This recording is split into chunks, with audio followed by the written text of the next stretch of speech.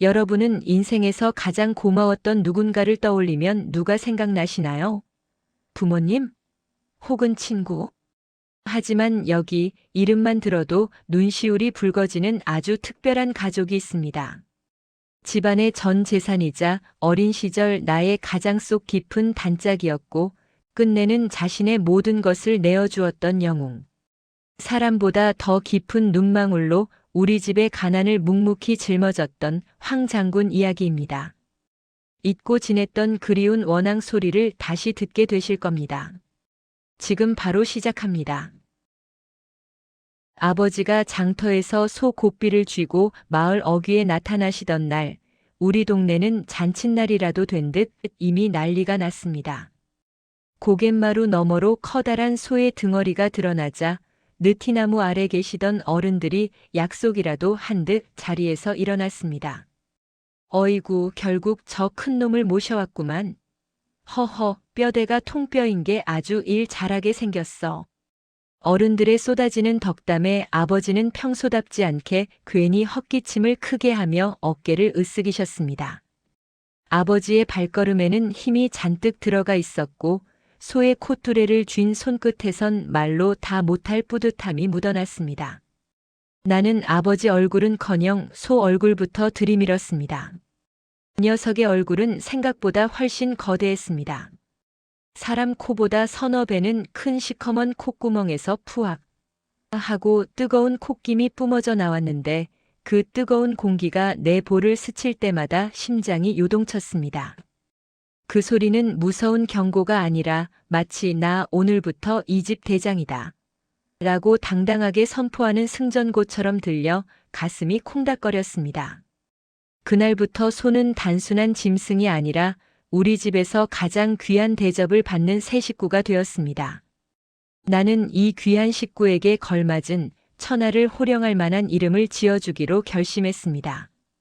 하지만 이름 짓는 게 보통 일이 아니더군요. 저녁 식사 자리에서 나는 당당하게 첫 번째 후보를 발표했습니다. 아버지, 우리 소 이름 번개로 해요. 얼마나 빨라 보여요? 그 말이 떨어지기 무섭게 아버지의 굵직한 손가락이 내 머리로 날아왔습니다.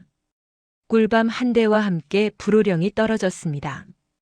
이놈아, 소가 번개처럼 빠르면 노는 언제 갈고 밭은 언제 매냐?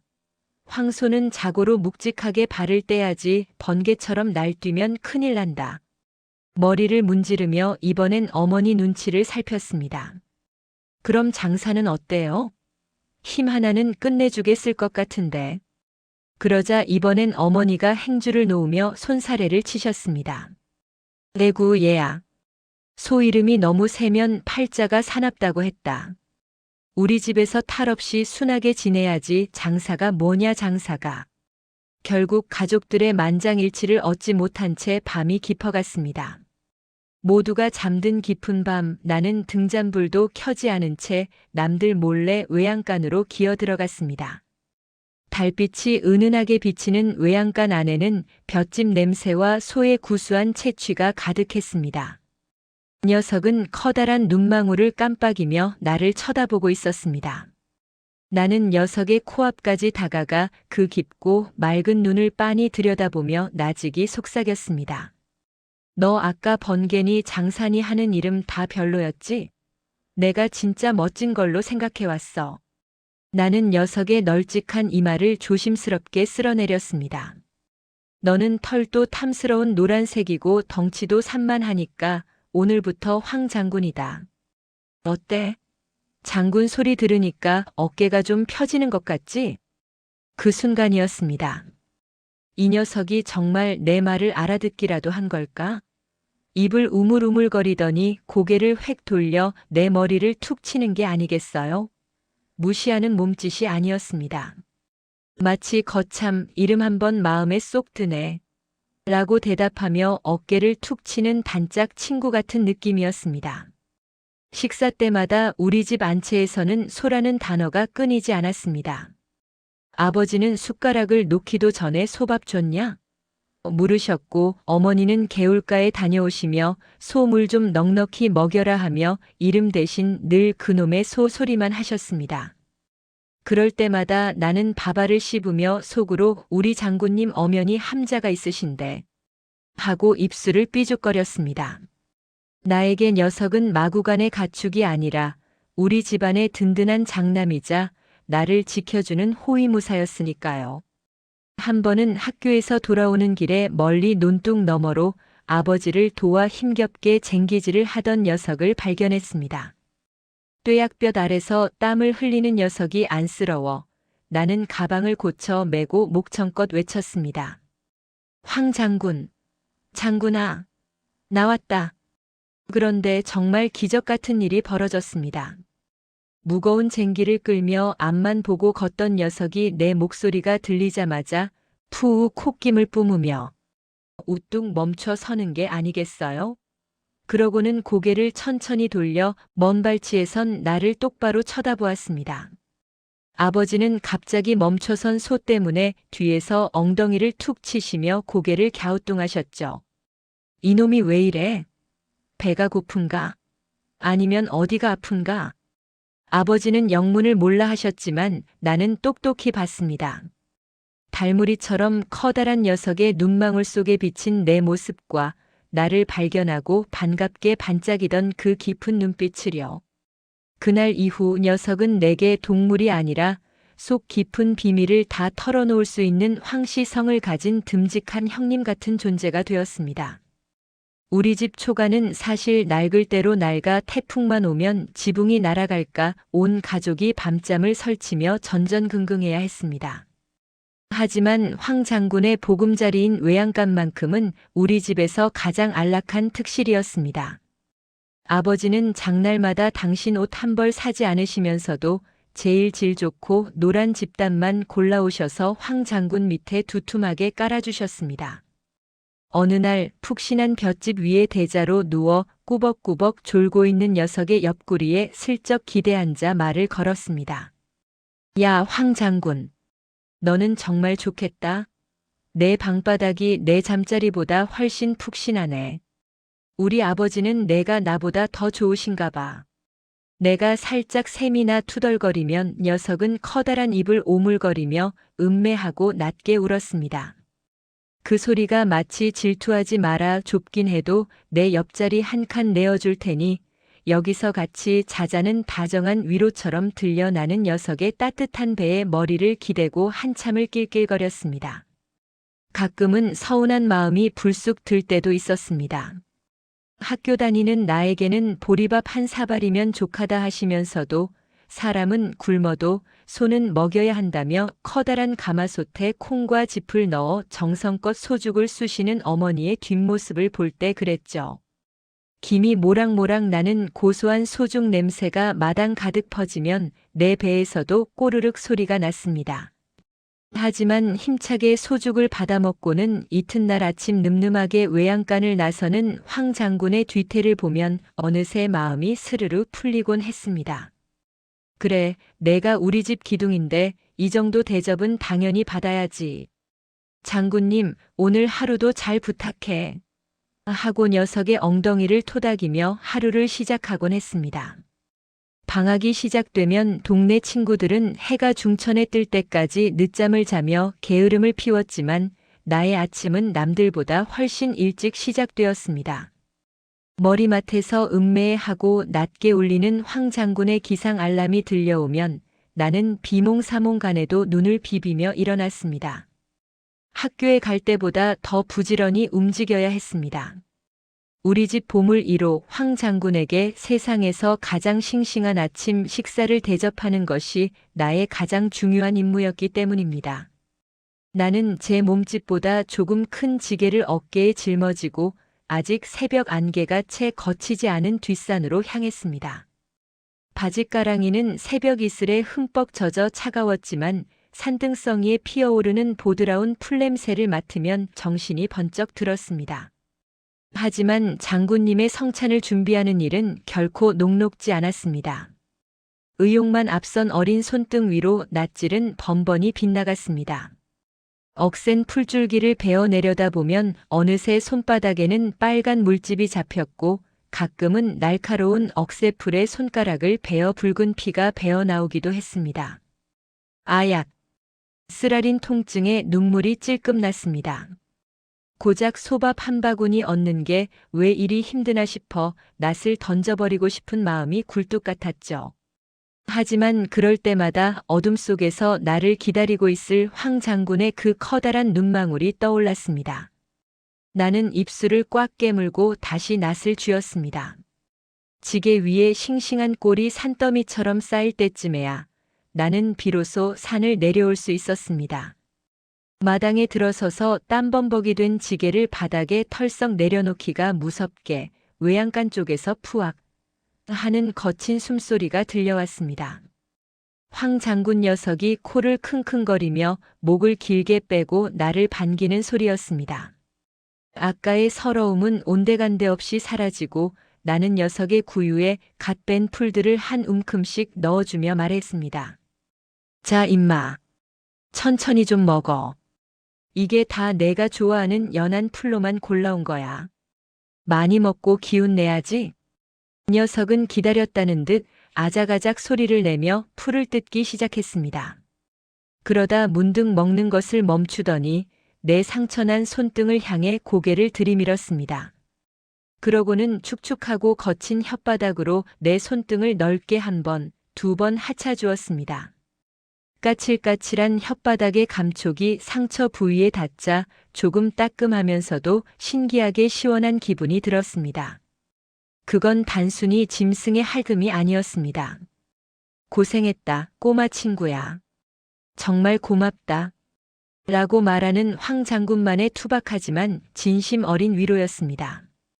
그 따뜻한 온기가 온몸으로 퍼져나갈 때면 나는 세상을 다 얻은 것 같은 기분이 되어 녀석의 목덜미를 끌어안고 한참을 웃었습니다. 점심 기운이 가시고 해가 서산으로 완만하게 기울 무렵이면 나는 외양간의 빗장을 풀었습니다. 황 장군 가자. 내 목소리에 녀석은 기다렸다는 듯 엉덩이를 실룩이며 밖으로 나왔습니다. 고삐를 잡고 있긴 했지만 사실 누가 누구를 이끄는 건지 알 수 없었습니다. 녀석의 힘찬 발걸음에 내 몸이 대롱대롱 매달려가는 꼴이었으니까요. 산 중턱 볕이 잘 들고 풀이 무성한 곳에 도착하면 나는 고삐를 길게 풀어주었습니다. 그때부터 황 장군의 본격적인 식사 시간이 시작됩니다. 녀석은 연신 뿌두득 뿌두득 소리를 내며 연한 풀들을 뿌리째 뽑아 먹었습니다. 나는 그 곁에 있는 커다란 바위의 대자로 드러누웠습니다. 머리 위로는 솔바람이 스치고 귓가에는 황 장군이 풀을 뜯는 규칙적인 리듬이 들려왔습니다. 세상 그 어떤 음악보다 마음을 편안하게 해주는 소리였죠. 가끔 녀석이 맛있는 풀을 찾아 내 쪽으로 다가오면 커다란 발 그림자가 내 얼굴을 덮기도 했습니다. 야, 너 너무 가까이 오는 거 아니야? 나 밟으면 큰일 난다. 내가 농담처럼 소리치면 녀석은 커다란 눈을 깜빡이며 슬쩍 비켜가주는 여유까지 보였습니다. 산새 소리와 황 장군의 숨소리뿐인 그 고요한 오후, 우리는 서로의 존재만으로도 완벽한 휴식을 누렸습니다. 어느덧 해가 뉘엿뉘엿 지고 산등성이가 붉게 물들면 황 장군의 배는 볼록하게 솟아올라 있었습니다. 기분이 좋아진 녀석은 하산길에 가끔 꼬리를 휘두르며 제 엉덩이를 찰싹찰싹 때리곤 했는데 그 모습이 마치 만족스러운 식사를 마친 대장군 같았습니다. 내려오는 길에 나는 녀석의 단단한 등 근육을 손바닥으로 문지르며 속삭였습니다. 장군아, 오늘 배부르게 먹었지? 내일은 저기 골짜기 너머에 더 맛있는 풀이 있더라. 거기로 가보자. 노을을 등에 지고 터벅터벅 마을로 내려오는 우리 둘의 그림자는 하나가 되어 길게 늘어났습니다. 비록 몸은 고됐지만 든든하게 배를 채운 황 장군의 뒷모습을 보며 집으로 돌아가는 그 길은 세상에서 가장 뿌듯한 귀갓길이었습니다. 본격적인 모내기 철이 시작되면 평소 느긋하던 우리 집의 공기부터가 달라졌습니다. 이 시기 황 장군은 우리 집에서 가장 바쁜 몸이자 마을 전체의 귀한 손님이었습니다. 아버지는 새벽같이 일어나 황 장군의 발굽을 살피고 콧두레를 점검하며 논으로 향하셨습니다. 아버지가 묵직한 쟁기를 잡고 중심을 잡으시면 나의 임무도 시작되었습니다. 나는 녀석의 코앞에서 고삐를 잡고 길을 안내하거나 녀석이 갈아엎은 흙덩이를 고르며 뒤를 졸졸 따라다녔습니다. 발을 뗄 때마다 지늘기 종아리까지 푹푹 빠져들고 온몸이 흙탕물 범벅이 되었지만 황 장군의 단단한 어깨가 내 눈앞에서 믿음직하게 움직이는 것을 보면 힘든 줄도 몰랐습니다. 하지만 아무리 기운 센 황 장군이라도 뙤약볕 아래서 온종일 무거운 쟁기를 끄는 일은 고된 법입니다. 한창 작업이 이어지던 오후 갑자기 녀석이 발걸음을 딱 멈추고 제자리에 뿌리를 박은 듯 서버릴 때가 있었습니다. 이놈의 소가 왜 이래? 야, 임마! 어서 안 움직여? 성격 급한 아버지가 목청을 높이며 소리를 지르거나 고삐를 낚아채려 하시면 나는 얼른 그 사이를 가로막으며 녀석의 편을 들었습니다. 나는 녀석의 젖은 콧등을 가볍게 쓰다듬고는 뜨거운 열기가 올라오는 엉덩이를 토닥이며 녀석의 커다란 귀에 바짝 다가가 귓속말을 건넸습니다. 장군님, 장군님. 우리 아버지가 좀 무뚝뚝해서 그래요. 속상해하지 마세요. 요만큼만 더 갈면 오늘 일 끝난대요. 그러면 내가 이따가 산에 가서 장군님이 제일 좋아하는 야들야들한 책덩굴 잔뜩 구해다 줄게. 응? 한 번만 더 힘내자. 그 말에 담긴 내 진심이 통한 걸까요? 녀석은 커다란 눈을 느릿하게 한번 껌뻑이더니 깊은 한숨 같은 콧김을 푸악 하고 내뿜었습니다. 그러고는 마치 못 이기는 척 다시 근육을 팽팽하게 세우며 묵묵히 진흙 벌판을 갈아엎기 시작했습니다. 뒤에서 지켜보던 아버지는 허허, 요놈 봐라. 지 주인 말은 안 듣고 이 서방 말만 듣네. 하며 혀를 내두르셨습니다. 나는 그 소리를 들으며 남모르게 미소를 지었습니다. 마을 사람들은 그저 소가 기운을 차렸나 보다 하고 넘겼겠지만 나는 알았습니다. 그것이 황 장군과 나만이 공유하는 비밀 신호이자 서로를 믿고 의지하는 전우회였다는 것을요. 녀석과 마음으로 대화했다는 생각에 흙탕물 묻은 내 어깨는 그 어느 때보다 의기양양하게 으쓱거렸습니다.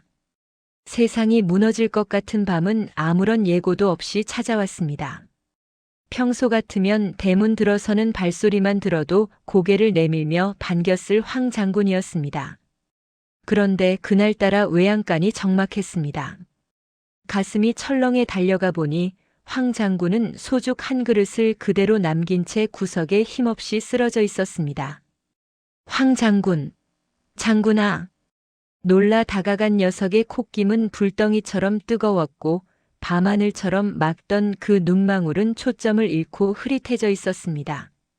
짚을 꼬시던 아버지는 신발도 신지 못한 채 맨발로 달려 나오셨고 어머니는 금방이라도 울음을 터뜨릴 것 같은 얼굴로 녀석의 마른 목덜미를 하염없이 쓸어내리셨습니다. 그날 밤 우리 가족 중 누구도 따뜻한 방 안으로 들어가지 못했습니다. 외양간 기둥에 위태로운 호롱불 하나 켜놓고 차가운 흙바닥에 앉아 모두가 녀석의 곁을 지켰습니다. 나는 황 장군의 뜨거운 귀에 내 젖은 얼굴을 맞대고 엉엉 울며 빌었습니다. 황 장군, 너 이대로 가면 나 학교 절대 안 갈 거야. 나랑 같이 꼴 베러 가기로 했잖아, 응? 제발 눈 좀 떠봐. 녀석의 거친 숨소리가 외양간의 정막을 깰 때마다 내 가슴은 천길 낭떠러지로 떨어지는 듯 덜컥 내려앉았습니다. 수의사는커녕 사람 약 한 알 구하기 귀하던 시절이었습니다. 모두가 포기하려던 찰나 아버지가 비장한 표정으로 뒤주 깊숙한 곳에서 뽀얀 먼지가 앉은 막걸리 한 호리병을 꺼내 오셨습니다. 이놈아, 이게 우리 조상님 제사 때 쓰려고 아껴둔 건데. 너 살리려고 오늘 내가 불효자가 되기로 했다. 어머니는 귀한 달걀 2알을 꺼내 오셔서 손을 떨며 막걸리에 톡 깨트려 섞으셨습니다. 아버지는 녀석의 입을 조심스레 벌리셨고 나는 녀석의 고개를 받쳤습니다. 자, 장군님. 이거 마시고 취해서라도 한숨 푹 자고 일어나야 한다. 알았지? 꿀꺽꿀꺽 달걀 섞인 막걸리가 황 장군의 목구멍으로 넘어가자 녀석의 목젖이 크게 출렁였습니다. 잠시 후 취기가 오르는지 녀석은 눈을 가늘게 뜨더니 컥 하고 온 마당이 울리도록 크게 트림을 한번 내뱉었습니다. 그날 밤 외양간에는 시큼한 막걸리 냄새와 땀 냄새가 뒤섞여 진동했습니다. 황 장군은 정말 술 기운 덕분인지 고통을 잊은 채 깊은 잠에 빠져들었습니다. 나도 녀석의 배에 머리를 기대고 까무러치듯 잠이 들었죠. 얼마나 지났을까 툭 툭 하는 소리에 번쩍 눈을 떴습니다. 짚을 발로 차는 소리였습니다. 정신을 차리고 올려다보니 황 장군이 언제 아팠냐는 듯 벌떡 일어나 나를 빤히 쳐다보고 있는 게 아니겠어요? 녀석의 코는 다시 촉촉해졌고 눈망울은 어제보다 더 반짝였습니다. 야! 황 장군이 살았다. 장군님이 일어났다. 새벽 공기를 가르는 나의 외침에 툇마루에서 쪽잠을 자던 아버지와 어머니가 버선발로 뛰어내려오셨습니다. 온 집안은 다시 활기를 찾았고 황 장군은 음매하고 평소보다 더 우렁차게 울며 자신이 무사히 돌아왔음을 알렸습니다. 죽음의 문턱을 넘나들던 황 장군이 기운을 차리고 얼마 지나지 않았을 때입니다.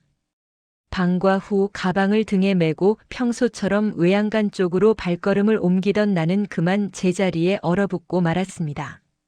외양간 안에서 평소의 우렁찬 울음소리가 아닌 가냘프고 가느다란 음매 소리가 들려왔기 때문입니다. 놀란 가슴을 진정시키며 외양간 안을 들여다보니 황 장군의 배 밑에 아직 물기도 채 마르지 않은 노란 손뭉치 하나가 보였습니다. 녀석은 가느다란 내 다리를 바들바들 떨며 갓 태어난 생명의 경이로움을 온몸으로 뿜어내고 있었습니다. 송아지다. 송아지가 나왔다.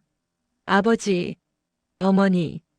내가 동네가 떠나가라 소리를 지르자 밭일하시던 부모님이 신발이 벗겨지는 줄도 모르고 달려오셨습니다. 황 장군은 갓 태어난 자식을 정성스럽게 하차주고 있었고 그 모습을 본 아버지는 땀을 닦으며 덩실덩실 춤이라도 추실 기세였습니다. 이놈 봐라, 기특한 놈. 장군이가 큰일을 해냈구나. 할아버지는 연신 이제 살 길이 열렸다. 우리 집도 이제 일어선다. 며 마당을 서성이셨습니다. 그 시절 송아지는 단순한 짐승이 아니었습니다. 우리 집의 빚을 갚아주고 나의 등록금이 되어주고 가난을 걷어내줄 가장 귀한 희망의 덩어리였습니다. 나는 그 작고 눈망울이 예쁜 송아지에게 꼬맹이라는 이름을 붙여주었습니다. 황 장군의 늠름한 후계자이자 내게는 세상에서 가장 귀여운 막내 동생이 생긴 셈이었죠. 학교만 끝나면 가방을 마루에 내팽개치고 외양간으로 달려가 꼬맹이와 시간을 보내는 게 제 일과가 되었습니다. 한 번은 꼬맹이가 좁은 외양간에 갇혀 있는 게 너무 안쓰러워 아버지 몰래 외양간 문을 활짝 열어준 적이 있습니다. 꼬맹아 마음껏 뛰어놀아봐. 하지만 나의 호의는 곧 재앙이 되었습니다. 신이 난 꼬맹이가 마당을 미친 듯이 질주하다가 그만 어머니의 보물인 장독대를 머리로 꽝 하고 들이받은 것입니다. 장독이 깨지며 간장이 마당으로 쏟아졌고 나는 그날 아버지께 종아리에 불이 나도록 호되게 혼이 났습니다. 비록 혼은 났지만 꼬맹이를 향한 내 사랑은 식을 줄 몰랐습니다. 눈물을 훔치며 외양간 앞에 앉아 있으면 어느새 꼬맹이가 다가와 내 옷자락을 입으로 물고 웅얼웅얼 장난을 쳤습니다. 그 축축하고 따뜻한 느낌의 고개를 들어보면 녀석이 형아, 미안해라고 말하는 듯한 표정으로 나를 바라보고 있었죠. 너도 내가 좋아서 그러는 거지. 사고는 쳤어도 밉지가 않네, 이놈아. 나는 꼬맹이의 보드라운 털을 쓰다듬으며 낄낄거렸습니다.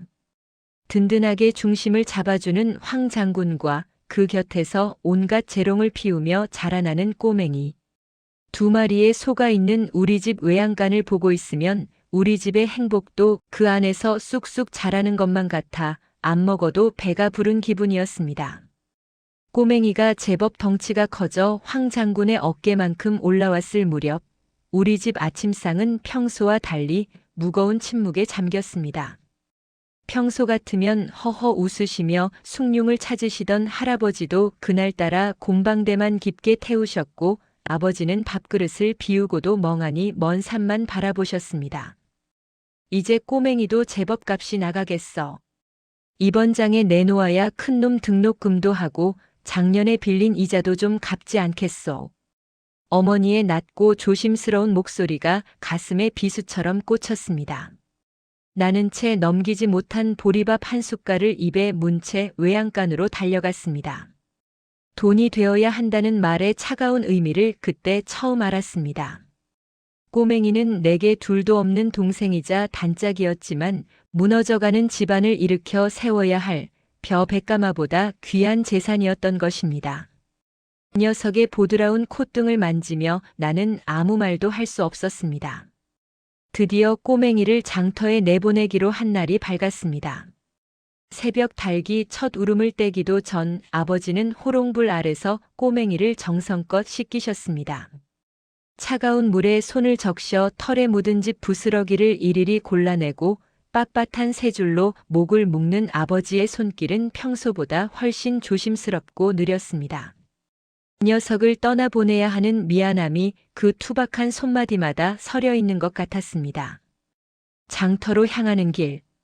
아무것도 모르는 꼬맹이는 세상 구경이라도 하는 줄 아는지 꼬리를 살랑대며 경쾌하게 앞장서더군요. 그 무지한 발걸음이 내 가슴을 더 아프게 찔렀습니다. 북적이는 우시장에 도착하자 흙먼지와 함께 흥정하는 소리가 파도처럼 밀려왔습니다. 이놈 뼈대가 좋네. 일 하나는 끝내주게 하겠어. 아이고 좀만 깎아주쇼. 김서방, 우리 사이에 왜 이래? 흥정이 오가고 마침내 꼬맹이의 목줄이 낯선 사람의 거친 손으로 넘어갔습니다. 동뭉치가 아버지의 손에 들리는 순간 나는 시장통 구석 전봇대 뒤에 숨어 입술을 깨물고 참았던 울음을 터뜨렸습니다. 꼬맹이는 끌려가면서도 고개를 돌려 아버지를 찾았고 그 맑은 눈망울과 마지막으로 마주친 것 같아 나는 한참을 그 자리에 주저앉아 있었습니다. 송아지를 판 돈을 가슴팍 깊숙이 넣으신 아버지는 장터 국밥 한 그릇도 드시지 않고 곧장 집으로 길을 재촉하셨습니다. 평소 장날이면 사오시던 눈깔 사탕 하나, 고등어 한 손도 그날은 보이지 않았습니다. 돌아오는 길 아버지의 빈손은 그 어느 때보다 무거워 보였습니다. 나는 일부러 10걸음 뒤처져서 아버지의 굽은 등을 보며 걸었습니다. 아버지는 몇 번이고 뒤를 돌아보려다 멈추셨습니다. 아마 꼬맹이가 뒤따라오지 않는다는 사실을 확인하는 것이 두려우셨을지도 모릅니다. 마당에 도착하자 빈 외양간을 지키던 황 장군이 평소보다 낮고 길게 음매하고 울었습니다.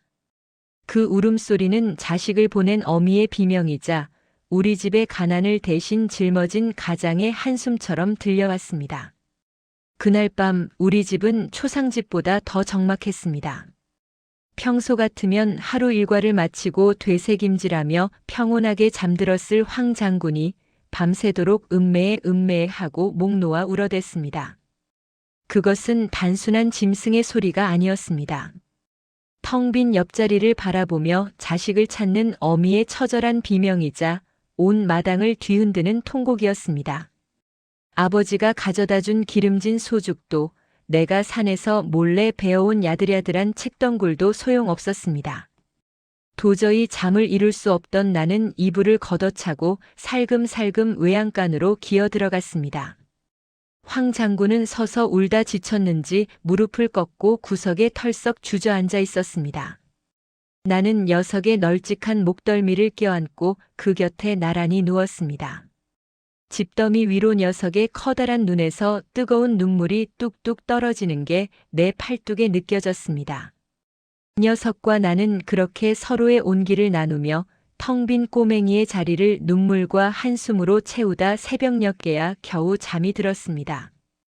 다음 날 아침 희뿌연 새벽빛에 눈을 떠보니 황 장군이 나를 빤히 내려다보고 있었습니다. 밤새 울어 눈이 퉁퉁 부어오른 것 같은 녀석의 얼굴을 보며 나는 소 귀에 입을 바짝 대고 아주 작게 속삭였습니다. 황 장군 미안해. 내가 힘이 없어서 꼬맹이 못 지켜줬어. 나중에 내가 정말 어른이 되고 돈 많이 벌면 꼬맹이 꼭 다시 찾아올게. 응? 그러니까 제발 밥 좀 먹어, 장군아. 너까지 아프면 나 정말 죽어. 내 간절한 사과를 알아들은 걸까요? 황 장군이 고개를 천천히 움직여 내 머리를 쓰다듬듯 비벼댔습니다. 그 거친 털의 감촉이 내 탓이 아니다. 다 안다라고 말해주는 것 같아 나는 다시 한번 녀석의 목을 꽉 껴안고 소리 없이 울었습니다. 그날 오후 녀석은 정말 기적처럼 다시 소죽을 먹기 시작했습니다.